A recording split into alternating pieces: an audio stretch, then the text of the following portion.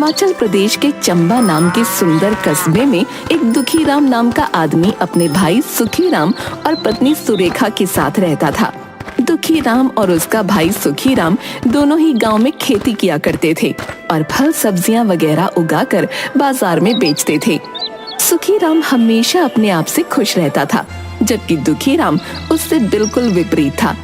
एक दिन सुबह सुबह दोनों भाई अपने अपने खेत में काम करते हुए, कल रात को इतनी बारिश हुई, लेकिन पता नहीं क्या मेरी जमीन की तो ढंग से सिंचाई भी नहीं हुई है। लगता है मेरे खेत में बारिश कम हुई है। अरे भाई, भला मैंने कौन से यहाँ पर स्पेशल बादल अपने खेतों पर बरसाए हैं? बारिश तो सब जगह बराबर ही हुई है। रहने दो, तुम देख नहीं रहे हो है? मुझे फावड़ा चलाने में भी आफत हो रही है। कितनी सख्त है मेरी जमीन, और खुद देखो आधा खेत खोद दिया तुमने है? प्यारे भाई, हम दोनों सुबह साथ में खेत में आए थे, तब से मैं खेत में लगातार लगा हुआ हूँ, और तुम कभी मुझे देख रहे हो, कभी आराम में लग जाते हो। शिकायत छोड़ो, काम करो। अरे जाओ जाओ, बड़े आए नसीहत देने वाले हैं। मेरी तो किस्मत ही फूटी हुई है। सुबह सुबह बिल्ली जो रास्ता काट गई थी। शाम को खेत से वापस लौटते वक्त, भाई आजा, साइकिल पर बैठ जा, साथ में घर पहुंच जाएंगे। अब इतना बोल ही रहे हो तो चलो छोड़ दो घर तक।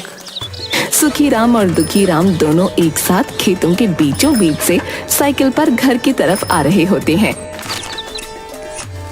अरे भाई, कौन कहता है कि सुख के वक्त दुख नहीं होता और दुख के वक्त सुख? सुख दुख दोनों साथ में आ रहे हैं। उनकी बात सुनकर सुखीराम साइकिल कनुआ की दुकान के पास रोककर कहता है, अरे कनुआ भाई, मेरे भाई का नाम दुखीराम है, पर वो हमेशा प्रसन्न चित्त ही रहता है, समझे? दुखीराम परेशान होकर साइकिल से उतरता है और उतरते वक्त उसकी धोती साइकिल की चेन में अटक कर फट जाती है। अरे अरे, रहने दो सुखीराम, तुमने जानबूझकर मुझे साइकिल पर बैठाया था ताकि गांव वालों के सामने मेरी धोती फाड़ सको। ए भगवान, कैसा भाई दिया है मुझे। मेरी किस्मत में कितने दुख लिखे हैं। लो भाई, कथा शुरू हो गई। अब बताओ सुखीराम, मैंने कुछ गलत कहा था क्या?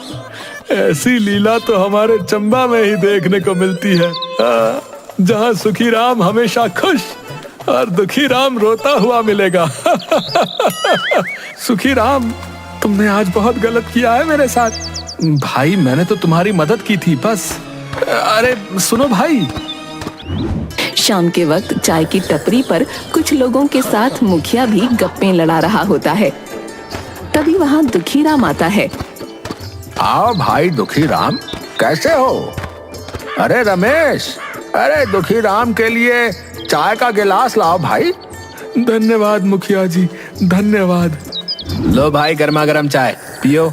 दुखीराम चाय लेता है और पीने लगता है। अरे साथ में मट्ठी तो दो रमेश भाई, दुखीराम को अकेले चाय पिलाओगे बस? है? रमेश मट्ठी भी दुखीराम को देता है। अरे वाह, आज का दिन तो बहुत अच्छा है मेरा। चाय फ्री में और साथ में मट्ठी भी। अच्छा भाई रमेश, चलते हैं। चाय के पैसे का तो तुझे समझा दिया है। जी मुखिया जी, ठीक है। रुकिए मुखिया जी, मैं भी चलता हूँ। मुझे काम से पठानकोट के लिए बस पकड़नी है। वो मेरी बुआ हॉस्पिटल में है वहाँ। और कलुआ मुखिया जी के साथ वहाँ से खिसक लेता है। अरे रमेश भाई, क्या मस्त चाय बनाई है आपने। मजा आ गया। अच्छा रमेश भाई, चलता हूँ, है जरा मुझे काम से जाना है। हाँ भाई, काम से सबको ही जाना है। तुम्हारा टोटल 90 रुपए हो गया, 3 चाय और 3 मट्ठी।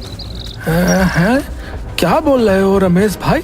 मुझे तो चाय मुखिया जी ने पिलाई है ना। खाक मुखिया जी ने पिलाई है। उन्होंने कहा था कि आज की चाय मट्ठी दुखीराम की तरफ से है, और जब वो गए तब बता कर गए कि चाय का हिसाब मैं तुमसे कर लूं। अरे ये बुढ़ाऊ मेरा उल्लू बना गया। किसी दिन इसे नदी में धकेल दूंगा, बता रहा हूँ। और ना चाहते हुए भी सारे पैसे देकर बड़बड़ाता हुआ रावी नदी के किनारे एक पहाड़ की चोटी पर आकर बैठकर अपनी जिंदगी को कोसने लगा। क्या बेकार जिंदगी है इंसान की, बस दुख तकलीफें हैं और मेरी जिंदगी तो परेशानियों से भरी है। धिक्कार है मुझे इस जिंदगी पर। तब दुखीराम सामने खुले आसमान में उड़ते हुए एक बाज को देखता है और देखते ही देखते वो बाज आसमान से नीचे जमीन पर डुबकी लगाते हुए अपने पंजों में एक सांप को दबोच लेता है और दुखीराम के बिल्कुल सामने एक सूखे हुए पेड़ पर बैठकर उसे खाने लगता है। अरे वाह, क्या शाही जिंदगी है इस बाज की। देखते ही देखते बाज अपने शिकार को खा लेता है और वहाँ से फिर आसमान की ऊंचाइयों पर उड़ जाता है। मजा आ गया देखकर भाई, सच में राजाओं की जिंदगी जीता है ये बाज। काश मैं इंसान ना होकर बाज होता। हे भगवान, मुझे नहीं रहना इस इंसानी वेश में, मुझे इस बाज की तरह आसमान में उड़ना है। ना कोई फिक्र है, ना कोई टेंशन, बस आजादी से उड़ो और जब मन आए शिकार करो। मजे की जिंदगी चाहिए मुझे। तभी वहाँ अचानक से दुखीराम के पीछे से एक बूढ़े गड़रिये की आवाज आती है। क्या बात है बेटा, बहुत दुखी हो अपनी जिंदगी से? अरे आप कौन हो बाबा, पहले कभी नहीं देखा आपको। मेरी बात छोड़ो बेटा, लेकिन इस अनमोल जिंदगी को क्यों कोस रहे हो? मानव जन्म तो करोड़ों जन्मों के बाद मिलता है, तुम क्यों परेशान हो? अरे बाबा, वैसे ही जिंदगी में कम दुख है जो तुम और अपने प्रवचनों को सुनाने आ गए। जाओ जाओ, अपनी भेड़ बकरियां चराओ। कई बार सच्चे दिल से कही बात सच हो जाती है, तो हमें हमेशा जो भी कहना चाहिए बहुत सोच समझ कर कहना चाहिए।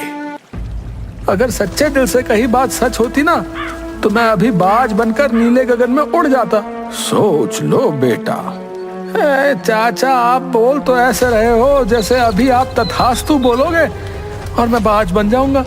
तथास्तु। और देखते ही देखते दुखीराम बाज में बदल जाता है और नीले आसमान में उड़ जाता है। अरे वाह, अरे ये चाचा तो सच में भगवान का रूप निकले। अरे मैं तो बाज बन गया। अरे अरे, मुझे अब कोई फिक्र नहीं है। अरे अरे वाह, अरे वाह, मैं बाज बन गया। अरे वाह, मजा आ गया। अब जब चाहे खाओ, जब मर्जी मौज उड़ाओ। है पंछी बनूं, उड़ता फिरूं मस्त गगन में। आज मैं आजाद हूँ दुनिया के चमन में। उसके बाद दुखीराम पूरे दिन मस्ती से आसमान में उड़ता रहता है। शाम के वक्त जब दुखीराम थक गया तो रहने के लिए जगह ढूंढने लगा। काफी थकावट हो गई आज, ना भूख भी लगने लगी है। अरे वाह, क्या बात है, मुर्गियाँ, वो भी सुखी भैया की मुर्गियाँ। अब देखो कैसे गायब करता हूँ इन्हें। और दुखीराम आसमान से डुबकी लगाकर सीधे सुखीराम के आंगन से मुर्गी को दबोच लेता है और मजे से एक पेड़ पर बैठकर खाने लगता है। देखा कितना बुद्धिमान हूँ मैं। इंसान बनकर हमेशा सबने मेरा मजाक उड़ाया। अब मैं मर्जी से जब चाहो, जहाँ चाहो शिकार करके मजे की जिंदगी जीऊंगा। चलो अब इस मुर्गी से पेट भरता हूँ। दूसरी तरफ आंगन में अपनी मुर्गियों को कम पाकर सुखीराम, अरे ये मेरी एक मुर्गी कहाँ गई? सब जगह ढूंढ लिया, अब तो शाम का वक्त है। लगता है कोई नेवला या बाज उसे दबोच ले गया। कल से इन्हें दड़बे के अंदर ही दाना डालूंगा, नहीं तो सब गायब हो जाएंगी। उस रात दुखीराम पूरी रात एक पेड़ पर बैठकर बिता देता है और अगली सुबह, अरे वाह, क्या सुहानी हवा चल रही है, लेकिन यहाँ मजा नहीं आ रहा। चलो बादलों के ऊपर चलकर हवा खाता हूँ। दुखीराम उड़ान भरता है और कुछ ही वक्त में आसमान में बादलों के ऊपर चला जाता है। आहा, है ना जिंदगी के असली मजे। मैं यहाँ मजे कर रहा हूँ और उधर मेरा बेवकूफ भाई खेतों में अपना समय बर्बाद कर रहा होगा। हाँ, कितना बुद्धू है बेचारा सुखीराम। तभी कुछ बदमाश कौवे आकर दुखीराम की पीठ पर बैठ जाते हैं। अबे कलुए, अबे कलुए, अबे मेरी पीठ पर क्यों बैठ रहा है? हैं? अबे वो तेरे अपने पंख काम नहीं कर रहे हैं क्या? अबे अबे अबे नीचे नीचे उतर, चल चल हट बे। कौवे नहीं मानते और उसको चोंच भी मारने लगते हैं। अबे अबे ये तो ज्यादा हो रहा है, अभी बताता हूँ, रुको। दुखीराम बादलों के ऊपर की तरफ उड़ान भरता है और कुछ ही देर में ऊंचाई ज्यादा होने के कारण कौवे नीचे भाग जाते हैं और दुखीराम बादलों के ऊपर उड़ जाता है। अबे है क्या हुआ? सवारी नहीं करनी? भाग कहाँ रहे हो बे? बैठो अब। बड़े आए दुखीराम को परेशान करने वाले। उसके बाद दुखीराम की नजर चाय की टपरी पर बैठे मुखिया और कलुआ पर पड़ती है। अरे वाह रे मुखिया, चाय के पैसे मुझसे दिलवाए थे ना। रुक, आज तेरी पगड़ी सरेआम उछालता हूँ, रुक तू। दुखीराम उड़कर जाता है और मुखिया की पगड़ी लेकर उड़ जाता है। अरे बचाओ, अरे अरे भैया बचाओ, अरे ये बाज मुझ पर हमला कर रहा है। अरे मेरी पगड़ी कहाँ ले जा रहा है? अरे रुक जा, अरे। अरे मुखिया जी, ये क्या, आपकी तो सारी खेती उजड़ी हुई है। अबे चुप कर हरामी। और बाज के पीछे कुछ देर तक भागकर रुक जाते हैं। अरे मर गया। अरे करम जले, कलवा कहाँ गया रे? मेरी पगड़ी लेकर। सारे गांव में किसी को नहीं पता कि मैं गंजा हूँ। जल्दी जा, मैं यहाँ पेड़ के पीछे छिपा हूँ। अरे मुखिया जी, वो बाज है, वो तो सामने आसमान में गायब हो गया। कहाँ से लाऊं आपकी पगड़ी? दोपहर के वक्त सुखीराम घर पर। आज 2 दिन हो गए, दुखीराम घर पर नहीं आया है। वो सही सलामत तो होगा ना? पता नहीं कहाँ गायब हो गया। आप क्यों फिक्र करते हो? कहीं अपने दोस्तों के साथ गया होगा, आ जाएगा। पता नहीं क्यों, लेकिन मुझे कुछ अनहोनी का अंदेशा सा लग रहा है। वो इतना वक्त घर से दूर कभी नहीं जाता। मैं ऐसा करता हूँ, गांव वालों से कुछ जानकारी लेकर आता हूँ। अच्छा ठीक है। उसके बाद सुखीराम सीधा कनुआ नाई के पास जाता है। कैसे हो कनुआ भाई? बहुत अच्छा हूँ भाई, आप कैसे हो? कैसे आना हुआ? बाल कटवाने हैं या हजामत? नहीं नहीं भाई, आज अभी कुछ नहीं करवाना है। बस जानकारी चाहिए थी कि कहीं दुखीराम को देखा हो तो। अरे उसको तो परसों पप्पू ने रावी नदी के किनारे पहाड़ी के छोर पर बैठे देखा था। उसके बाद किसी को नजर नहीं आया। नहीं नहीं भाई, मेरा भाई कहीं लोगों की बातों को दिल में लगाकर रावी में तो नहीं कूद गया। नहीं नहीं, ऐसा नहीं हो सकता। परेशान मत हो सुखीराम, लेकिन अगर 2 दिन से गायब है दुखीराम तो कुछ गड़बड़ तो जरूर है भैया।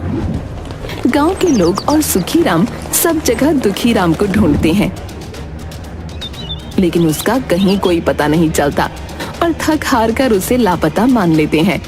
उधर पेड़ पर बैठा दुखीराम सब देख रहा होता है। कितने बेवकूफ हैं बड़े भैया।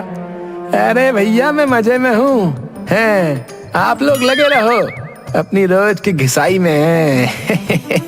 मैं तो चला शिकार करने। उस दिन दुखीराम सब जगह आसमान में सारी जमीन छान मारता है, लेकिन उसे कोई शिकार नहीं मिलता। रात होने को आई थी। लगता है आज भूखा ही सोना पड़ेगा, लेकिन कोई नहीं, कल सुबह कोई बढ़िया शिकार पकड़ूंगा। आज इस पेड़ पर अपना एक मस्त सा घोंसला बना लेता हूँ। लेकिन ये पेड़ तो कनुआ का है, इसके नीचे वो अपनी दुकान लगाता है। मुझे क्या करना है, मैं तो पेड़ पर रहूंगा।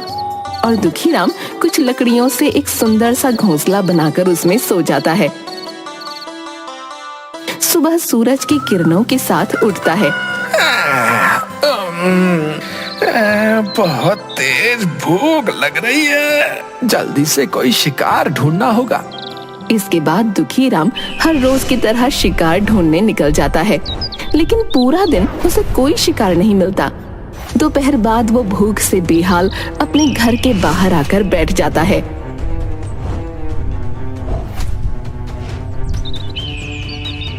क्या पता आज भैया मुर्गियों को दाना चुगने के लिए छोड़े तो मेरा पेट भर जाएगा।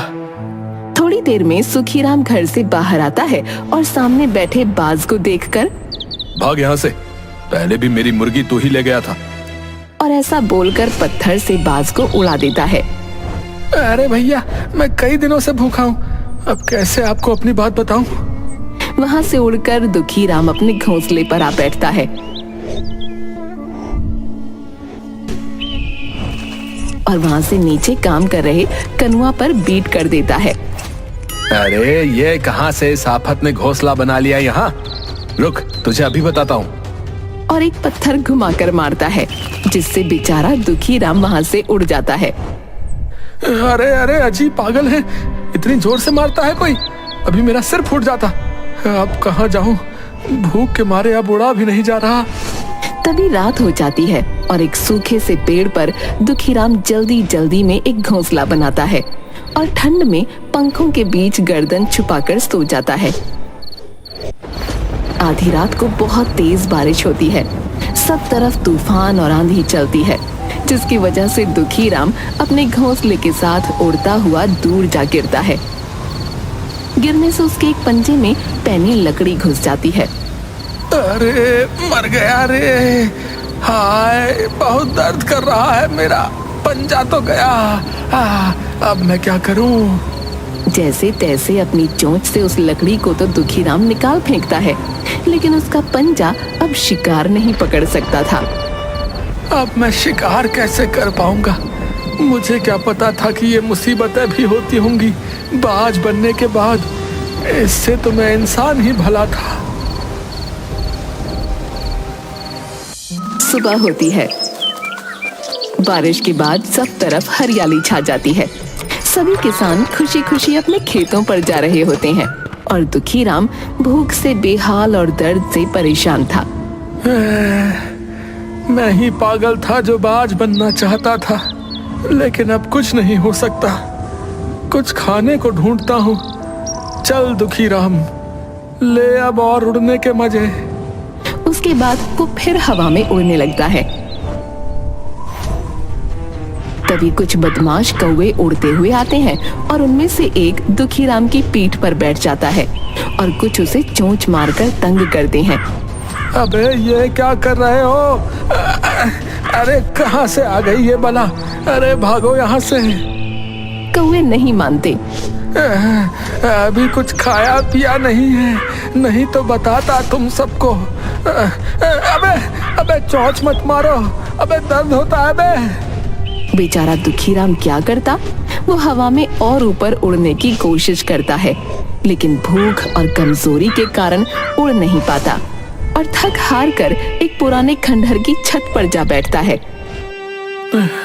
अगर इंसान होता तो किसी से मदद मांग लेता, किसी हॉस्पिटल में जाकर अपना इलाज करवा लेता, लेकिन अब ऐसी हालत है कि कोई भी ना तो मेरी बात सुन सकता है और ना मेरा दुख समझ सकता है। मैं क्या करूं, क्या करूं? भगवान मुझसे गलती हो गई। इंसान को भगवान जितना दे, जैसे दे, उसे हंसकर स्वीकार करना चाहिए और खुशी से जिंदगी का आनंद लेना चाहिए, जैसे मेरे भैया सुखीराम जी कर रहे हैं। मेरी तरह हमेशा शिकायत करोगे, रोते रहोगे तो अंजाम वही होगा, क्योंकि भगवान हमें वही देता है जो हम मांगते हैं। इसी तरह कुछ दिन बीत गए। दुखीराम बहुत कमजोर और मरने की हालत में था। तभी अचानक उसके सामने एक मरा हुआ चूहा आ गिरता है, जिसे देख दुखीराम को एक आस होती है कि शायद वो बच जाएगा। शायद भगवान ने मेरी सुन ली, इसे खाकर कुछ तो जान आएगी। लेकिन जैसे ही दुखीराम अपनी चोंच से चूहे को खाने की कोशिश करता, वो खा नहीं पाता, क्योंकि उसकी चोंच आगे से मुड़ चुकी होती है। मेरी चोंच को क्या हो गया? ये कैसे मुड़ गई? मैं तो भोजन भी नहीं कर पा रहा हूँ। अब मेरे अंदर वो ताकत भी नहीं कि मैं अपनी चोंच को तोड़ूं और नई चोंच आने का इंतजार करूं। ये कहता हुआ बेचारा दुखी राम बहुत रोता है, लेकिन मजबूर कुछ नहीं कर पाता। इस तरह दुखी राम उस पुराने से खंडहर में कई दिनों तक भूखा प्यासा पड़ा रहा और अंत में अपना दम तोड़ दिया। हमें अपने इस बहुमूल्य जीवन को भगवान का शुक्रिया अदा करते हुए हंसी खुशी अच्छे कामों को करते हुए जीना चाहिए।